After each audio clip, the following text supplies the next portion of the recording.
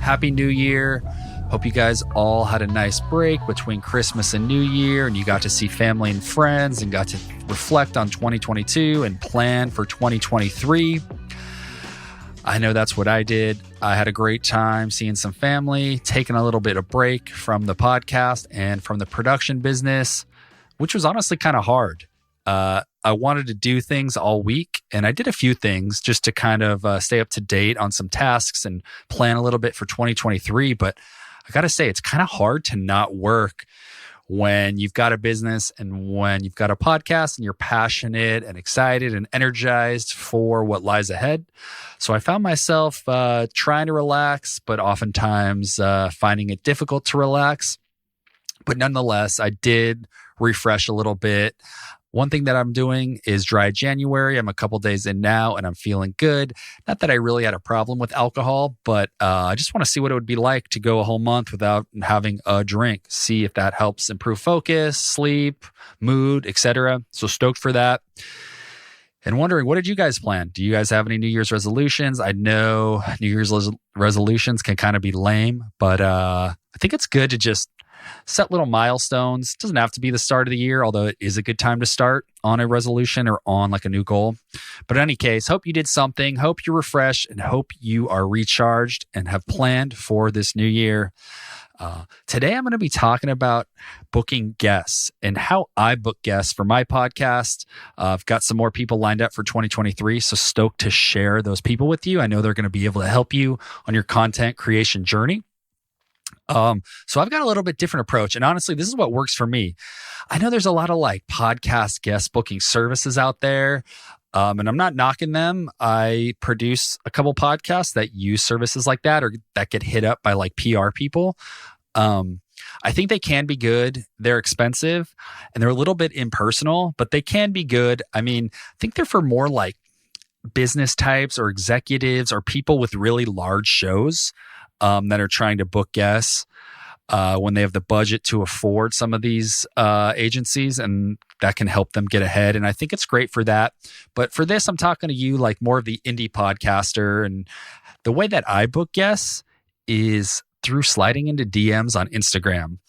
And I'll kind of set that up for you. I don't just randomly like slide into people's DMs, and I don't recommend that you do that, but I just want to share what's worked for me, and it has been Instagram. And so my process for that is first coming across people that I think would be good guests for the podcast. Maybe they're a content creator of some kind, they're a podcaster, they have some kind of business that's connected to podcasting. And oftentimes the algorithm will just put these people in my feed, but sometimes I'll search for, keywords like podcasting or hashtag podcasting, content creator, marketing, online marketing, things like that. And I'll come across people that I find interesting. And the first thing I do is I'll follow them. I'll get a feel for what they do, who they are, what their business model is. And if I feel like initially they might be like a good fit for the show, I will, first follow them, and then I'll start like studying them for a few weeks or even longer maybe. And I'll eventually start liking their posts if I'm vibing with them and I think that they're putting out good information. I'll start liking their posts. And this happens slowly. It's not like I'm liking everything that they put out, but I'll start liking some stuff. I'll maybe even start commenting on some posts. And I'm doing this just to show my support for them, because first and foremost, whether or not they come on the podcast, I find these people interesting, and they're people that I would like to be connected to or honestly just follow so that I can learn from them. But I'll kind of start that process by liking stuff, maybe sharing stuff, and leaving comments. And I think the point of that is that I'm trying to build a little bit of community and like friendship, and really just supporting what they're doing, because that's first and foremost. The goal is just to support, content creators and the things that they're putting out. And then maybe at this point they've commented back or they've liked one of my comments. And so maybe they know that I exist, or maybe they do that to a lot of people and they don't know that I exist. Either way, totally fine. I don't take that to heart or harp on whether or not they reciprocated any of my comments or the likes. And this is all via Instagram. Then I'll actually hit them with a DM and maybe comment leave them a comment like, hey, I really like what you did on so-and-so post, or hey, I've been following you for a while and I'm really digging what you're putting out. And at this point, hopefully I've learned something from them. And hey, I'm really learning from the way that you grow your podcast. And it's inspired me to implement some of your tips into my podcast and my business. And so I'm getting a little bit of dialogue going. And if I see that they're like have reciprocated that, I still won't ask them right away to come on the show, but I'll maybe, get a little bit of dialogue going. Then maybe a week or 2 weeks later, or whatever it is, maybe I'll hit them again and with something funny or just me and my personality continuing the thread that we have in the direct messages. And then if it seems like we're vibing, I'll actually invite them on the podcast. But I do this, and this is important. I think at this point, to really connect with someone is to send them a voice memo. And I'll invite them on the show by sending them a voice memo. And it might go something like, hey, what's up, man? Yeah, I've really been digging what you're putting out. And I think that you'd be a great benefit to my audience. I would love to give you a platform to share your message. And I think that the people that listen to my show would really gain a lot of value and enjoy listening to you. Something like that. And I'll do this via voice message, not via typing. And then I think on their end, why I think the voice message is great is because it's more personable. They can actually get a feel for like what you sound like, who you are, what your vibe is. And I think that can help solidify whether or not they want to come on the show. I mean, let's face it, people judge people. The way that you sound on the voice memo may or may not be a deciding factor for whether they'll come on the podcast.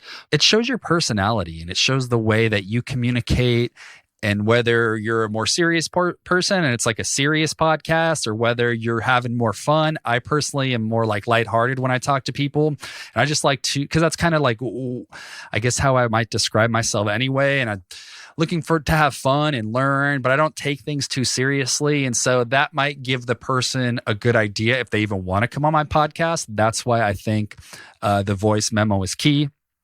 And whether or not they decide to come on, at least at this point, I've made a connection. I'm in their mind. And as things go on, as the weeks or months go by, I'll probably continue to like some of their stuff. I'll probably continue to follow them because I'm learning from them and I like them as a person, as a creator.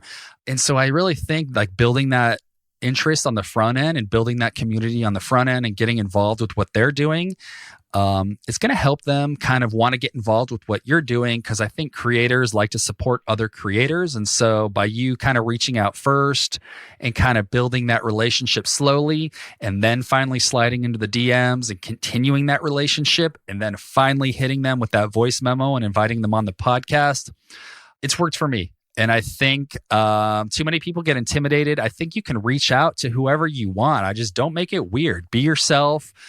Put in a little work ahead of time and genuinely reach out to people that you think would be good and that you like and you think that you could vibe with and that your audience could vibe with. That is a great way to book guests, especially if you can't afford these booking services, which can be good but are often impersonal. And I also find that like emailing people, I don't know, it doesn't seem to like always work, and it's like less personal. And I feel like emails are more formal and you're typing things out very specific and making sure punctuation and grammar is correct. Whereas when you just hit somebody up on like Instagram, it's way more casual. And I think so many people are inundated with requests and information, and they've got people asking them to do X, Y, and Z, especially if they're like a high performing individual. So I think just kind of building that up slowly through Instagram and doing it through the instant messages and having some fun and not taking it too seriously is a great way to start to begin to book guests on your podcast. And it may or may not work for you, but I recommend you give it a shot. If there's someone you've been following and eyeing that you would love to have on your podcast, start to build that relationship, put in those stepping stones. And don't be afraid to reach out to people that you think might never give you the time of day, because I think if you do put in that legwork ahead of time, people see that, they recognize that, they respect that, and they appreciate that. And that's it for me today, guys. Hope that this episode has brought you some confidence, some information, has got you thinking about how you might book guests. Maybe you've got a system that's working, maybe not. And if not, try the DM method on Instagram.